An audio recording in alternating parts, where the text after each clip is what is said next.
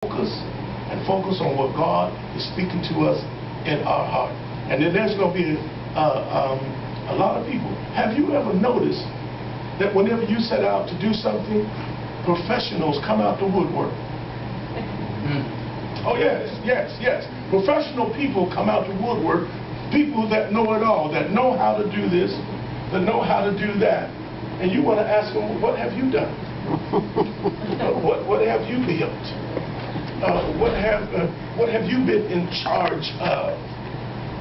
If you want to buy a home, when you let folk know you want to buy a home, professional buyers or sellers come out the woodwork. That's right. And want to tell you how to buy, what to do, when to do it, and don't know anything about it. But they have information for you.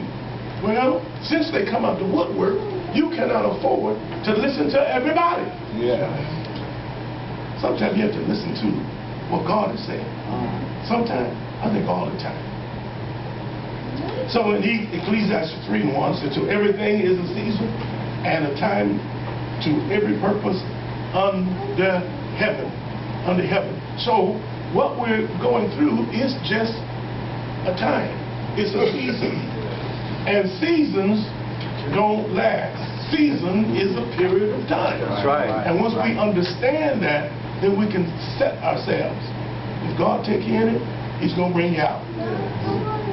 Paul said that in every state, he said, whatever state I find, my paraphrasing, whatever state I find myself, therein I'll be content, therein, or be content, therein.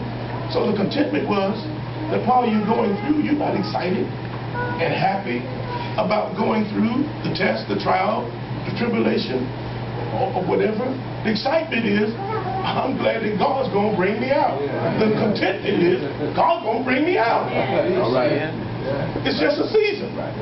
It's just a time. So if I set myself that I know that God is going to bring me out, then with that mind, you can handle anything. I love what Isaiah said. He said he'll keep you in perfect peace. Whose mind is stayed on Him. You can get through anything if your mind is stayed on God. Has anybody ever been talked about? Lied on? Oh, how many times? But if you didn't have God on your side, if you didn't have your mind on God, you will allow what folks say about you affect you. Right. So if they can affect you, then it's going to affect your decision, it's going to affect your walk, it's going to affect your sleep, it's going to affect your talk, it's going to affect your study, it's going to affect your prayer life, it's going to affect your home life, it's going to affect every aspect of your living. Right. Your attitude. If you allow it. If you allow it. The only people that allow people to intimidate them, no, can't nobody intimidate you unless you allow them to. That's true. It's up to you. It's up to me. If I let you intimidate me, I'll allow it. In other words, I put myself in that position.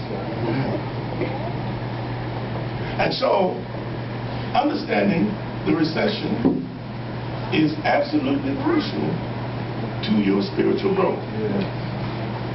Pastors,